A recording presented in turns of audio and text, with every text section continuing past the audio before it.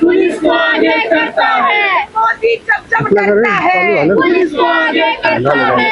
तानाशाही नहीं चलेगी, नहीं चलेगी, नहीं चलेगी, तानाशाही नहीं चलेगी, नहीं चलेगी, नहीं चलेगी। छात्र एकता, छात्र एकता, छात्र एकता जिंदाबाद, जिंदाबाद, जिंदाबाद। एनडीए रद्द करा, रद्द करा, रद्द करा, एनडीए रद्द करा, रद्द करा, रद्द करा, एनईपी रद्द करा, रद्द करा, रद्द करा, एनईपी रद्द करा, रद्द करा, रद्द करा। शिक्षणाचं बाजारीकरण थांबलंच पाहिजे, थांबलंच पाहिजे, थांबलंच पाहिजे।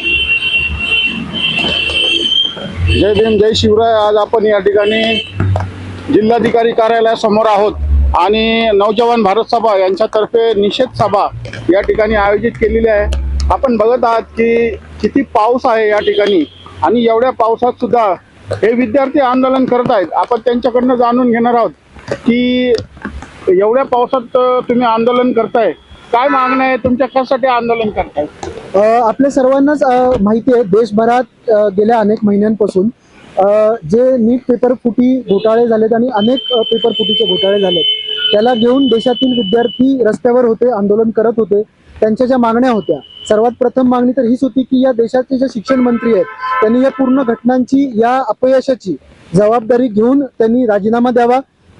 या मागणीला घेऊन अनेक महिने विद्यार्थी आंदोलन करत होते। दिल्लीतल्या जंतर मंतरवर त्यांनी ठिय्या मांडला होता आणि देशातल्या पुणे शहरातही लाखोंच्या संख्येत विद्यार्थ्यांनी आंदोलन केलं होतं। त्यानंतर जे कॉक्रोच जनता पार्टी चे काही पदाधिकारी आहेत त्यांच्याशी चर्चा करून भाजप सरकारने जी चर्चा केली, जे.पी. नड्डा आणि इतर त्यांचे पदाधिकारी होते, त्याच्यानंतर जे अचानक आंदोलन मागे घेण्याचं झालं की एक मागणी नक्कीच त्यातली महत्त्वपूर्ण मागणी पूर्ण झाली, जी धर्मेंद्र प्रधान यांच्या राजीनाम्याची होती।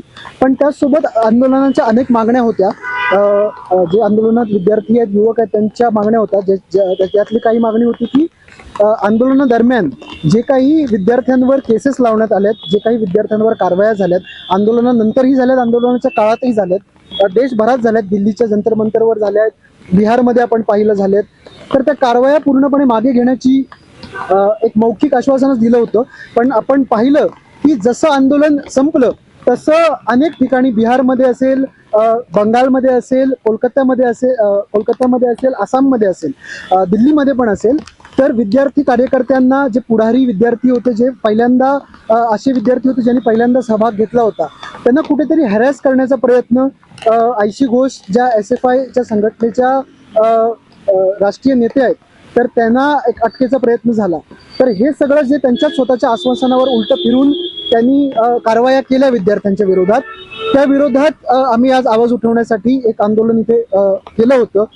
त्या नक्कीच जनदबावानंतर आता काही कारवाया त्यांनी मागे घेतल्यात, एक पाऊल मागे घेतले सरकारने, पण आपल्याला एक अप्रोच दिसतो त्यांचा, त्यांचा हेच अप्रोच आहे की ज्याही विद्यार्थ्यांनी आवाज उठवला त्यांच्या विरुद्ध सूड भावनेने त्यांच्या विरुद्ध काहीतरी कारवाया करायच्या, जेणेकरून त्यांना कुठल्या तरी पद्धतीने हॅरॅस करून त्यांना घाबरवण्यात येईल। त्या विद्यार्थ्यांना कुठेतरी घरी बसवण्याचंच हे की तुम्ही आंदोलन केलं तर तुमच्यासोबत हे होईल, हे उदाहरण मोदी सरकारने अनेक वेळा याच्या आधी केलेलं आहे। अनेक आंदोलनाला, CNRCचं आंदोलन असो किंवा कामगारांचं आंदोलन असो, हे केलेलं आहे आणि या आंदोलनात इथेच प्रयत्न करतायत।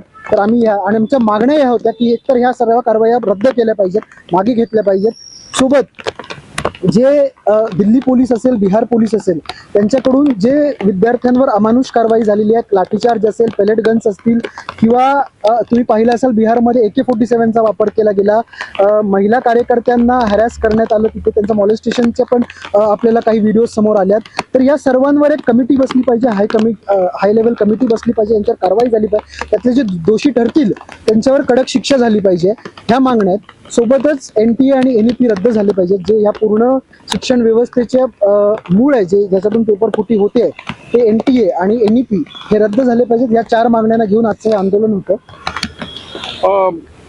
BJP सरकार आहे, ABVP आहे, बजरंग दल आहे, विश्व हिंदू परिषद आहे, मोठी ताकद आहे त्यांची, आणि ते सांगतायत की विद्यार्थी राजकारण करतायत।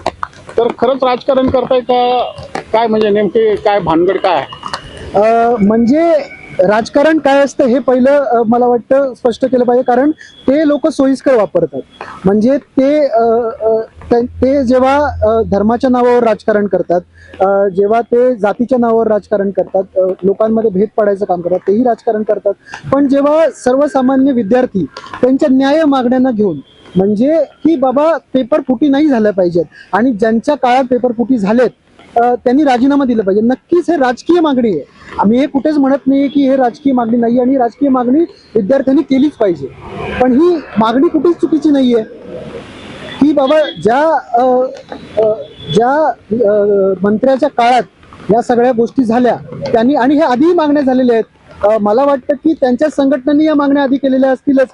जेव्हा कुठल्याही मंत्र्याकडून त्यांच्या काळात काही अपयश, किंवा रेल्वे मिनिस्टरमध्ये जेव्हा अपघात होते रेल्वेचे, तेव्हा रेल्वे मिनिस्टरनी आपल्या इतिहासात आहे की त्यांनी राजीनामे दिले आहेत. अनेक मंत्र्यांनी आधी राजीनाम्याच्या मागण्या झाल्यात आणि राजीनामे दिलेले आहेत. तर ह्या मागण्या न्याय मागण्यात, ह्या राजकीय मागण्या आहेत, ह्याच्यात कुठेही. पण त्याच्यात ते जे म्हणतायत की राजकारण म्हणजे काय, नक्की काय करतायत, तर सरकारला प्रश्न विचारणं, त्यांची जबाबदारी मागणं, त्यांना अकाउंटेबल ठरवणं, हे जर राजकारण, हे आहे राजकारण आणि ते आम्ही करतोय विद्यार्थी, आणि ते चांगलीच गोष्ट आहे असं आम्हाला वाटतं. तुम्ही बघितलं की ते जे दगडफेक झाली दिल्लीमध्ये, तर त्याच्यासोबत आधार लिंक करण्याचं काहीतरी बोललं जातं चंद्रकांत पाटील किंवा काही राजकारण्यांकडून.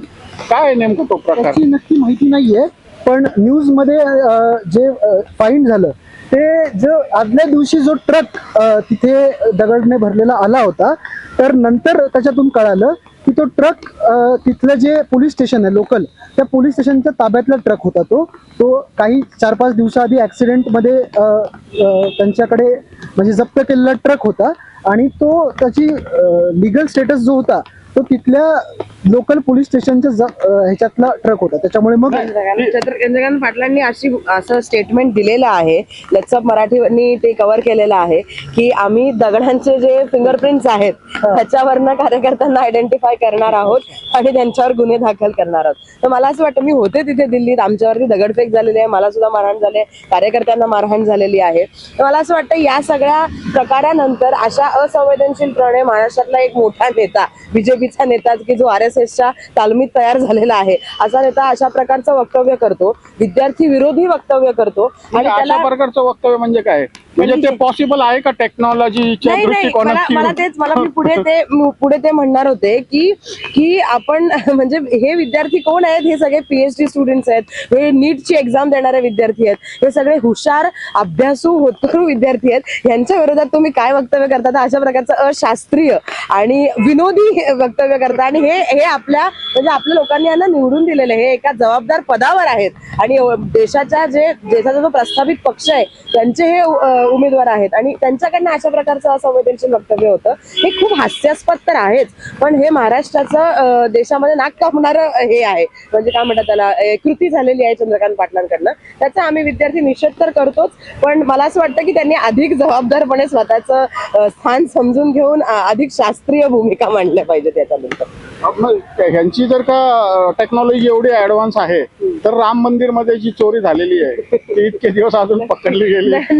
नक्कीच राम मंदिर मधली चोरी असो किंवा मंदिराचा प्राण प्रतिष्ठापना झाल्यानंतर मंदिर गळणं असो, प्रत्येक गोष्ट जी आहे हे आज आपण हे म्हणतात मिसिंग लिंकचा स्लॅब तुटला, त्याच्यामध्ये देवेंद्र फडणवीस खूप मोठ्याने सांगत होते ही टेक्नॉलॉजी वापरली, ती टेक्नॉलॉजी वापरली, या परदेशातली टेक्नॉलॉजी वापरली, पण पहिल्या पावसाने दाखवून दिलेलं आहे की या सरकारच्या कामाचे पात्रता काय आहे. त्यामुळे मला असं वाटतं की जनता मूर्ख नाहीये, जनतेला कळतं की हे जे टेक्नॉलॉजी वगैरे, हे जे नवीन शब्द शिकलेले आहेत हल्लीच्या काळामध्ये, हे जे राजरोजपणे त्याचा ते वापर करत असतात, परंतु त्याचा आणि म्हणजे शास्त्रीय संकल्पनांचा काही संबंध नाहीये, हे जनतेला कळतं, कारण कामामध्ये ते दिसत नाही.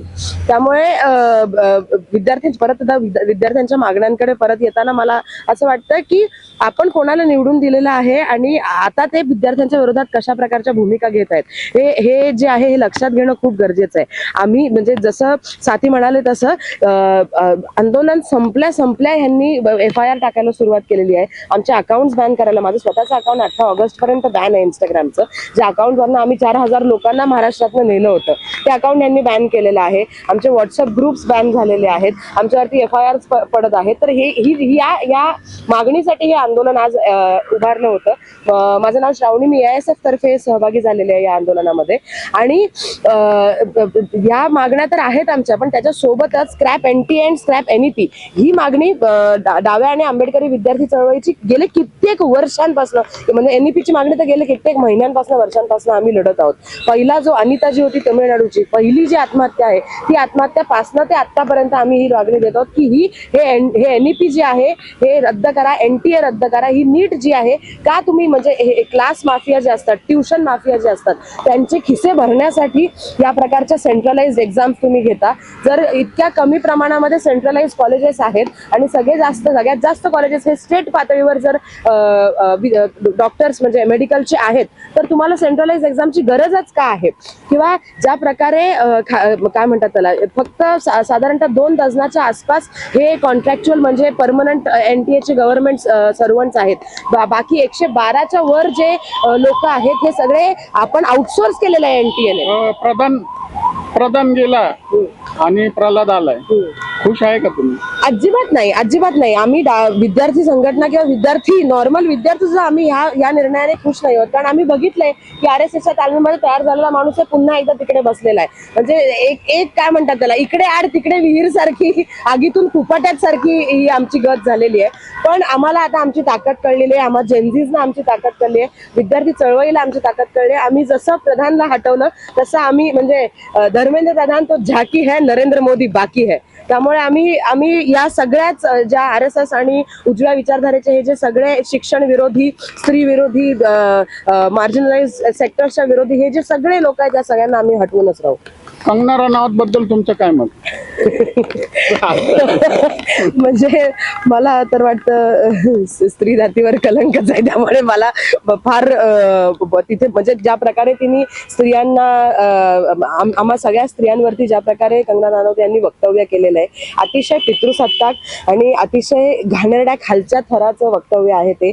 आणि मला सौरव दास जे आहेत चीफ स्पोक पर्सन CJPचे, त्यांनी अशा प्रकारे बोललं की त्यांच्या डोक्यावर परिणाम झालेला आहे, त्यांनी स्वतःला चेक करून घेण्याची गरज आहे. तर मलाही तेच वाटतं की ज्या प्रकारे काय म्हणतात त्याला, एक प्रकारचं कॅरेक्टर असॅसिनेशन मुलींचं, ज्या मुली प्रोटेस्टमध्ये सहभागी होत्या, आमच्यासारख्या मुली की ज्यांनी तिथे फर्स्ट बॅच मध्ये मार खाल्लेला आहे, ज्यांनी लिटरली पोलिसांनी ज्यांना चोक केले, ज्यांना मारहाण केली आहे, सेक्शुअल असॉल्ट केलेले आहेत, त्या मुलींवरती ह्या कंगना रनौत ज्या BJPच्या हे आहेत, यांनी अशा प्रकारे कॅरेक्टर असॅसिनेशन करणारं, स्लट शेमिंग करणारं वक्तव्य केलेलं आहे. म्हणजे हा खरंच एक स्त्री म्हणून, म्हणजे त्यांनी खूप जास्त चुकीचा प्रकारचं वक्तव्य केलेलं आहे आणि आम्ही त्याचा निषेध तर करतोच, परंतु आम्हाला त्यांच्या या we are disgusted by her, we are disgusted by her. आणि घाण येते आम्हाला, घिन येते त्यांच्यासारख्या व्यक्तिमत्वांची की जे स्त्रियांच्या विरोधात अशा प्रकारचं वक्तव्य करतात. शेवटचा प्रश्न, होईल का बदल या सरकारामध्ये, किंवा सरकार बदल होईल का सरकारामध्ये बदल होईल, काय वाटतं? सरकारमध्ये बदल झाला पाहिजे. म्हणजे हे जे सरकार आहे हे एक भांडवली सरकार जाऊन दुसरं भांडवली सरकार आम्हाला नको आहे. कारण आम्हाला कळतं की भांडवलशाही आणि फॅसिझम या सगळ्याच्या मुळाशी आहे, त्यामुळे ते आम्हाला नकोच आहे. पण मला तुम्हाला आवर्जून सांगा असं वाटतं की दिल्लीला जाण्यापूर्वी म्हणा किंवा गेले काही दिवस म्हणा, आम्हाला सगळेजण, सगळ्या जेनझीजना हा प्रश्न विचारतो, तुम्हाला काय वाटतं धर्मेंद्र प्रधान राजीनामा देईल, किती मोठा माणूस आहे. पण आम्ही जर धर्मेंद्र प्रधानचा राजीनामा घेऊ शकतो तर आम्ही हे सरकार पण पाडू शकतो आणि बदलू शकतो. तर मला विश्वास आहे विद्यार्थ्यांवरती, मला विश्वास आहे या देशाच्या युवांवरती की आम्ही हा बदल घडवून आणू शकतो. खूप खूप धन्यवाद. मीडियाचा विषय घेणार होता, नाही तुम्ही घेतला असं मी बोलले. बोला. मीडियाबद्दल 2 शब्द.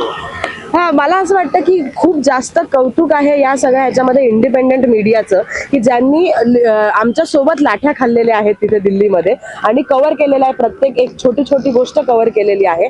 आणि सरेआम धिक्कार आहे या सगळे जे प्रस्थापित मीडिया आहे त्यांचा, जे गोदी मीडिया आहेत त्यांचा. कारण त्यांनी आम्हाला आतंकवादी घोषित केलेलं आहे, दहशतवादी घोषित केलेलं आहे, नक्षलवादी घोषित केलेलं आहे, जे तोंडाला येईल त्याशिवाय आम्हाला दिलेले आहेत, विद्यार्थ्यांना दिलेले आहेत. आणि हे म्हणतात की आम्ही मग देश कोण आहे? जर देशाचा विद्यार्थीच जर देश नसेल तर देश यांच्यासाठी कोण आहे? मला तर वाटतं या गोदी मीडियाला आम्ही ठणकावून सांगितलेलंच आहे, पण आपण पुन्हा एकदा सांगा की खरे देशद्रोही तुम्हीच आहात. कारण जो देश होता तो देश जंतर मंतरवर 20 तारखेला उपस्थित होता आणि त्या देशाने लाठीमार सहन केलेला आहे.